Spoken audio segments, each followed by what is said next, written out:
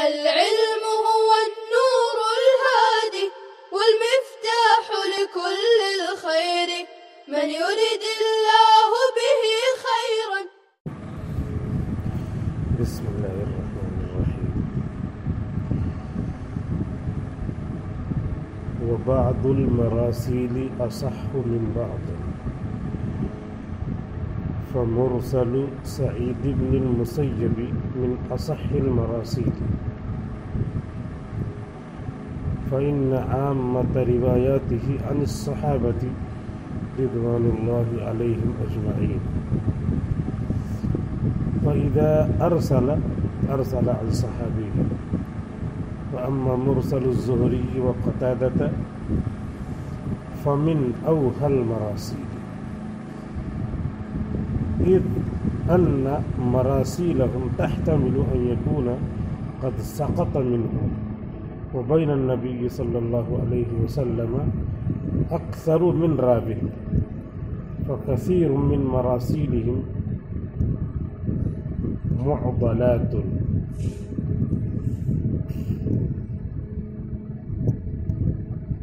یہ تفسیر علوم الحدیث کا سبق ہے. احادیث ضعیفہ کا بیان چل رہا ہے، لیکن یہ ضعیف حدیث جو ہے اصطلاحی ضعیف ہے، اور وہ بھی عربی کا لفظ ہے ضعیف، اردو کا نہیں. ضعیف معنی کمزور. ایک صاحب تھے، ہوٹل پہ بیٹھے ہوئے تھے. ہوٹل پہ، چائے والے ہوٹل پہ گاؤں میں ایسا بھی موضوع چھڑ جاتا ہے. امریکہ، ایران، یورپ سے نیچے کی بات نہیں ہوتی. تو اس میں ایک صاحب نے کہا کہ ضعیف حدیثوں پہ عمل کرتے ہیں، فضائل اعمال میں ضعیف حدیث ہے. تو ایک صاحب وہاں بیٹھے تھے، تو وہ کہنے لگے کہ ضعیف معنی جانتے ہو؟ ضعیف معنی بوڑھی. اب بوڑھے جو ہوتے ہیں وہ پکے ہوتے ہیں، تو ضعیف جو ہے وہ بہت پکی حدیث ہوتی ہے. تم کیا سمجھ رکھتے ہو؟ سب لوگ کہتے ہیں ضعیف تو تجربے کار، پکے، تو اس لیے جو ہے ضعیف حدیث کو پکی حدیث کہہ رہے ہیں. تو ایسے لوگوں کا جواب دینے والا بھی انہی میں ایسے ہوتا ہے، جیسے سوال ویسے جواب.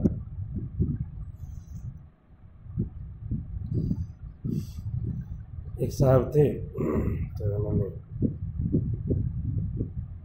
ایک خاتون کو دعا کیا. دعا کرنے کے بعد کہا کہ انہوں نے کہا کچھ نذرانہ لے لیجیے. تو کہا کہ نذرانہ کیا دیں گے؟ بس جتنے نبی ہیں ہر نبی کے نام پر 1 روپیہ دے دو. زیادہ نبی تو ہے نہیں، 1,24,000 ہے، تو ہر نبی کے اوپر 1 روپیہ دے دو. ٹھیک ہے. اس کے بعد تو خوش ہو گئے کہ 1,24,000 روپیہ ملے گا. لیکن جیسے کو تیسا، تو اس نے جو ہے پیسہ ویسا لے کے آئی ہوگی گھر میں سے. کہنے لگی ان سے کہ نذرانہ تو میں دوں گی، لیکن ایک شرط ہے. شرط یہ ہے کہ آپ نبی کا نام لیتے جائیے اور ادھر سے پیسہ بھی لیتے جائیے. جب نبی کا نام بتائیں گے ادھر سے پیسہ، پھر نبی کا نام بتائیں گے پیسہ. کہاں چل پائیں گے؟ 25 نبی کا نام یاد ہوگا 25 روپئے میں چھٹکارا. تو ایسے ہوتا ہے جیسے کو تیسا. اصطلاح سے باہر نکلیں گے تو اعتراض ہوگا تو جواب اصطلاح سے باہر ہی کا دینا پڑے گا. اصطلاحی جواب دیں گے تو پریشان ہو جائیں گے. ہم لوگوں کی ہی پریشانی ہوتی ہے. ضعیف حدیثیں کہتے ہیں، ضعیف اردو کو لے کر کے اعتراض کرتے ہیں. یہاں پہ دیکھیے ضعیف حدیث کی کتنی قسمیں ہیں. اور دوسری حدیث آ گئی تو اس کو قوی کر دیتی ہے، تو اس کو کیسے سمجھائیں گے؟ یہ اصطلاحی سمجھائیں گے اگر وہ سمجھ میں نہیں آئے گا. وہی بوڑھی والا سمجھائیں گے. بوڑھی کا مطلب مضبوط پکی، سارے تجربات کو دیکھا ہے، زندگی کے بڑے جو ہے نشیب و فراز کو دیکھا ہے. تو یہ مراسیل جو ہے اس کا بیان چل رہا تھا ضعیف حدیثوں میں کہ مرسل حدیث بھی ضعیف کی قسموں میں ہے، اور حدیث مرسل حجت نہیں ہے. حدیث مرسل حجت نہیں ہے، اور اس میں درجے ہوتے ہیں حدیث مرسل. چنانچہ بتا رہے بعض المراسیل اصح من بعض، بعض حدیث مرسل دوسری بعض سے صحیح ہوتی ہے. مرسل کے بارے میں طے ہو گیا کہ سند ہم سے حضور تک پہنچ رہی ہے، چلتے چلتے چلتے تابعی آئے تو تابعی نے کہا حضور صلی اللہ علیہ وسلم نے فرمایا. تو آپ نے تو صحابی کو دیکھا ہے، حضور کو تو دیکھا نہیں، تو یہ صحابی کو چھوڑ دیا، اس کا نام ہو گیا مرسل. تو اب یہ جو مرسل ہے اس کی کئی قسمیں، بعض اصح بعض صحیح، اس طرح درجے بتا رہے ہیں. فمرسل سعید بن المسیب من اصح المراسیل، حضرت سعید بن مسیب تابعی کی مرسل اصح المراسیل میں سے شمار کی جاتی ہے، صحیح ترین مرسل ہے. ان سے جو مرسل حدیث منقول ہو تو اس بیان کے مطابق پتہ کیا چلا کہ ہم جب پڑھیں گے فقہ پڑھیں گے، وہاں پہ مسئلے پڑھیں گے، دلیل حضرت سعید بن مسیب سے حدیث مرسل منقول ہے، تو یہاں پہ یہ قاعدہ جو بیان کیا ہے وہ وہاں پہ فقہ ہوتی ہے، قوی ہوتی ہے، اصح ہوتی ہے تمام مراسیل. یہ نہیں کہ انہوں نے صحابی کو چھوڑ دیا ہے تو پھر بسبب السقط من السند کی وجہ سے یہ ضعیف ہو گئی. اب ضعیف ہو گئی تو وہ معتبر نہیں. ایک تو یہ کہ دوسری سند سے حدیث میں قوت آ جاتی ہے، دوسرے مراسیل کے بھی درجے ہیں. فإن عامة روایاته، تو بے شک سعید ابن مسیب کی عام روایتیں صحابہ ہی سے ہیں، صحابہ ہی سے. یا مرسل میں جو شک کی بات آتی ہے، تابعی ہیں تو تابعی کا مطلب ہوتا ہے کہ ان کے استاد صحابی ہیں، اور صحابی نے حضور صلی اللہ علیہ وسلم سے سنا ہے، تو ٹھیک ہے. اور صحابۃ کلھم عدول، سارے صحابہ کے ہیں عادل ہیں، اور ان کے بارے میں کسی طرح کا وہ کرنا کیا ہے، اللہ اللہ فی اصحابی لا تتخذوہم غرضا من بعدی. ابھی مولانا سلمان حسینی ندوی ان کے پیچھے پڑے ہوئے ہیں. ابھی حضرت ابو ہریرہ رضی اللہ عنہ کے بارے میں بولا ہے کہ آدھی حدیثیں انہوں نے سنایا ہی نہیں، آدھی حدیثیں گم کر دی. اتنا بڑا الزام ان پر کوئی الزام لگائے تو ایک شخصیت ہے نا، الزام تو خراب ہوتا ہے، تو الزام لگا دیا آدھی غائب، آدھی شریعت غائب کر دی ہے. اور حضرت ابو ہریرہ جیسے جتنا بڑا شخص ہوگا اتنی بڑی بات ہو جائے گی الزام کی. چھوٹا موٹا ہے کچھ کہہ دیا رہے تو چوری کرتا ہے، یہ کرتا ہے، کوئی بات نہیں، سن دیا چلا گیا.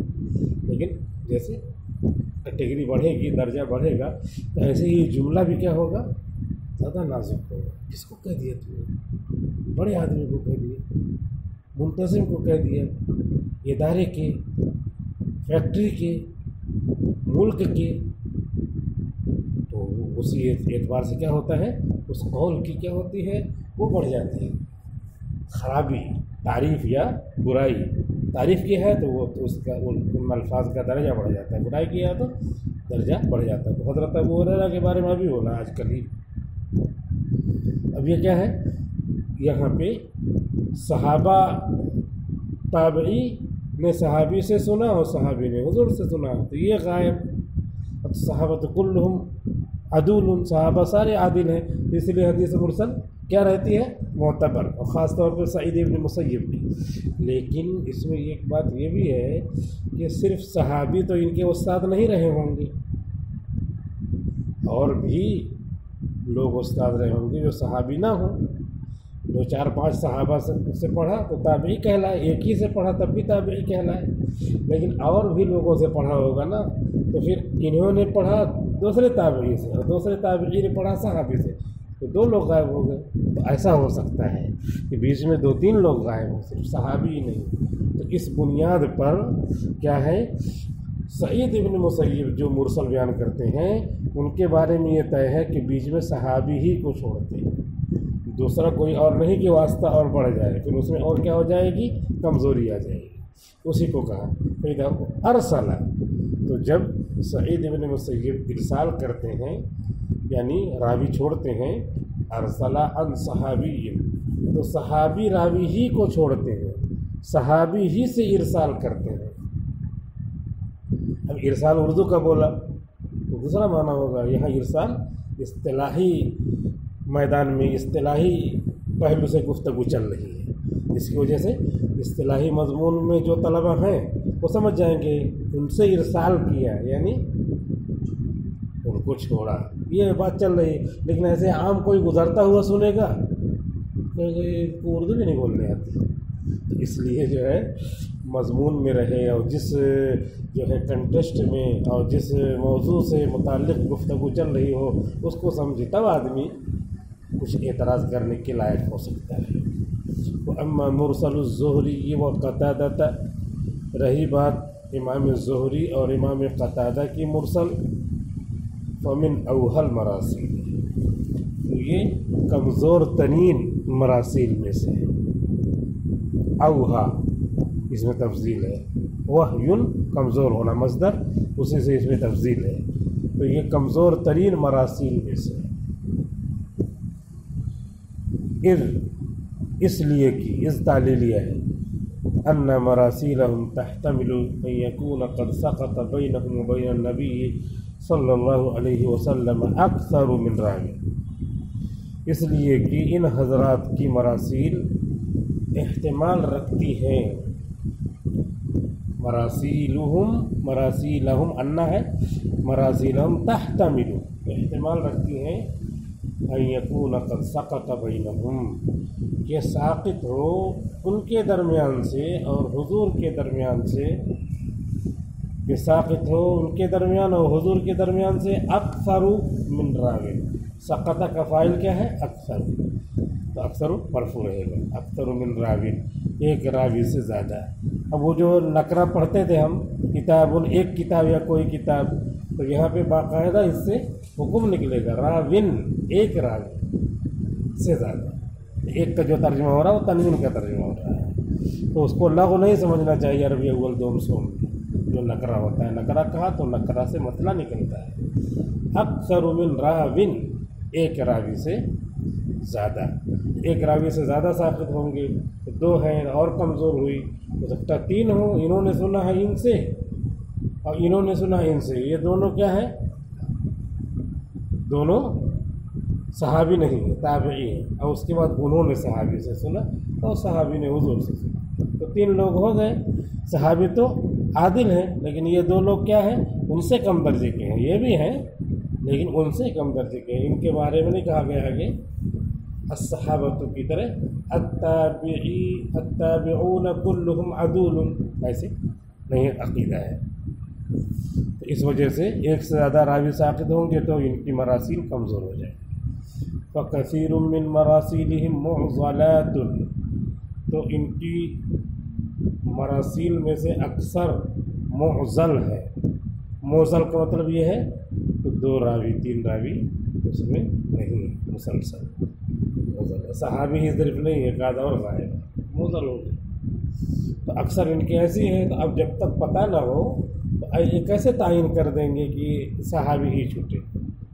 ان کی مرسل ہے مرسل الزہری، یہ ہو گئے. تو مرسل الزہری مشترک ہو گیا ایک معنی میں کہ ہو سکتا ہے صرف صحابی غائب ہو اور ہو سکتا ہے صحابی اور تابعی دونوں غائب ہو. تو 2 معنی میں ہو گئے. 2 معنی میں جب ہو گئے مشترک ہو گئے اس پہ کیسے عمل کریں گے جب تک کہ تعین نہ. تو ظاہر سی بات ہے کمزوری آ گئی. تو کمزوری آ گئی، جب تعین کر دیں گے تو پھر ٹھیک ہے، پھر عمل ہوگا. کہ صحابی کو ہٹایا ہے، صحابی کو گرا دیا یوں ہی جلدی میں، کوئی گرانے کا مقصد نہیں، بس یہ کہہ دیا کہ حضور نے فرمایا. صحابی اس میں سے غائب ہے تو یہ بھی کیا ہے، یہ بھی تابعی ہے، ان کا درجہ اونچا ہے. اس کی وجہ سے صحابی بھی غائب ہے تو صحابی ہیں، وہ بتا دیا، پتہ چل گیا تحقیق سے. لہذا سند جیسے آ رہی تھی اس کے اعتبار سے حدیث کیا رہے گی؟ قوی ہی رہے گی، یعنی قوی کا مطلب یہ ہے کہ معتبر رہے گی، لیکن جو غائب ہونے کی وجہ ہے اس کے اعتبار سے اس کا نام مرسل ہی رہے گا۔ فَكَثِيرٌ مِّن مَرَاسِيلِهِمْ مُعْضَلَاتٌ، تو ان کی اکثر مرسل حدیثیں معضل ہیں۔ تو یہاں تک مرسل حدیث کا بیان آیا۔ مرسل حدیث کا خلاصہ یہ نکلا کہ صحابی کو تابعی نہ ذکر کر کے ڈائریکٹ حضور کا نام دے تو حدیث کیا ہو جائے گی؟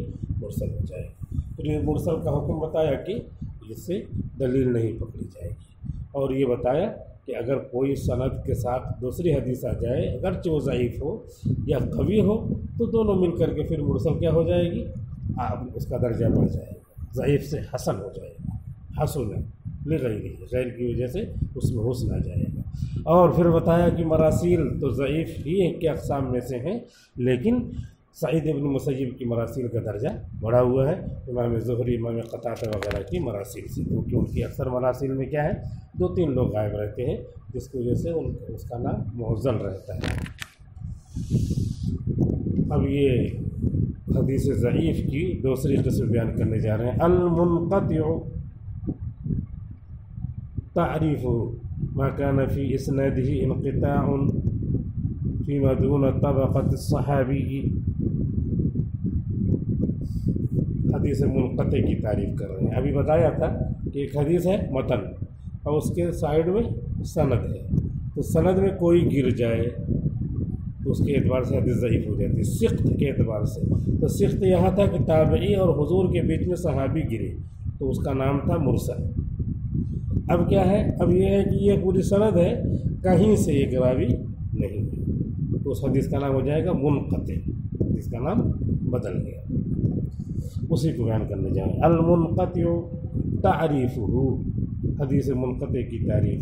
ما کان فی اسنادہ انقطاع، ایسی حدیث جس کی سند میں انقطاع ہو، فیما دون طبقۃ الصحابی، صحابی کے طبقے سے پہلے، فیما دون طبقۃ الصحابی، صحابی کے طبقے سے پہلے، یعنی صحابی کو نہ گرایا بلکہ کس کو گرایا؟ تابعی کو گرایا۔ تابعین نے اپنے استاذ کو، تابعی کو نہیں ذکر کیا، صحابی کو ذکر کر دیا۔ تو پھر کیا ہوگا؟ پھر یہ ہوگا کہ صحابی سے پہلے جو راوی گرے، اب صحابی سے پہلے یہاں تک ہے، اس میں سے چاہے جہاں گرے اس کا نام کیا ہوگا؟ حدیث منقطع۔ شرح التعریف، تعریف کی شرح۔ ما کان فی اثناء اسنادہ انقطاع، وہ حدیث جس کی سند کے بیچ میں، اثنا کا لفظ بڑھا دے شرح کرتے ہوئے تو تھوڑا سا عبارت اور واضح ہو جاتی ہے، اسی لیے شرح کرتے ہوئے واضح کر رہے ہیں اثنا کا لفظ بڑھا کے، فی اسنادی کو یا فی اثناء اسنادی، انقطاع فی موضع او اکثر، ایک جگہ میں یا ایک سے زیادہ جگہ میں، فی موضع پوری سند میں صحابی کو چھوڑ کر تابعی نہیں ہے تو بھی اس کا نام کیا ہے؟ منقطع۔ اس کے بعد یہاں بیچ سے کوئی ایک نہیں ہے تب بھی اس کا نام منقطع، یہاں بھی نہیں ہے اور تابعی بھی نہیں ہے، فی موضع او اکثر، اکثر جگہ ہو گیا لیکن مسلسل نہیں، ایسے یہاں سے ایک غائب، ایک اور راوی غائب، ایک تابعی بھی، 3 لوگ غائب، فی موضع او اکثر، ایک جگہ یا ایک سے زائد جگہ میں، لیکن بدون تسلسل، بغیر تسلسل کے، بغیر تسلسل کے ہوگا تو اس کا نام پھر بدل جائے گا، معضل ہو جائے گا اس کا۔ شرط عدم التوالی، شرطہ پڑھیں اس کو، عدم تسلسل کی شرط کے ساتھ، با یہاں پہ محذوف ہو جائے گی بشرط، اور اس کو منصوب بنزع الخافض کہیں گے، خافض یعنی حرف جر ہٹائیں گے تو پھر مجرور پہ نصب آ جائے گا، تو اس نصب کو، اس منصوب کو بنزع الخافض، خافض کو کھینچ کر ہٹا دیا، اس پہ زبر آ گیا، بہت دنوں سے دیر آ رہا تھا، اس کو تکلیف تھی، با ہٹایا تو جس سے زبر آ گئے اور فوراً فتح آ گیا اس پہ۔ شرط عدم التوالی، عدم توالی کی شرط کے ساتھ۔ وأن يكون هذا الانقطاع اور یہ انقطاع ہو فيما دون طبقة الصحابي صحابی کے طبقے سے پہلے كأن يكون الساقط هو التابعية بئی طور کہ ساقط ہونے والا تابعی ہی ہو او من دونہ یا وہ جو تابعی سے کم ہو اور پہلے ہو وأما إذا كان الانقطاع فيما على طبقة التابعي فهو المرسل بہرحال اگر انقطاع ہو تابعی کے طبقے سے اوپر میں اس میں جو بلند ہو علی یعلو بلند ہو علی یعلو بلند ہو علی حالہ کیا چل رہا ہے کیسے چل رہا ہے علی حال ہی چل رہا ہے ایک نے کہا علی حالہ چل رہا ہے علی حالہ کیا یعنی اس کا حال بلند ہوا علی یعلو علی حالہ اس کا حال بلند ہو گیا فیما علی طبقۃ التابعی اس میں جو بلند ہو تابعی کے طبقے سے فهو المرسل تو وہ حدیث مرسل ہے منقطع کی تعریف آ گئی مثال آگے آئے گی 20 منٹ کا ہو گیا سبق اللہ تعالیٰ آپ سب لوگوں کو توفیق دیات کرنے کی والسلام علیکم ورحمۃ اللہ وبرکاتہ السلام عليكم لا تنسوا الاعجاب بالفيديو والاشتراك في القناة تشجيعا لنا لنستمر بنشر المزيد إن شاء الله.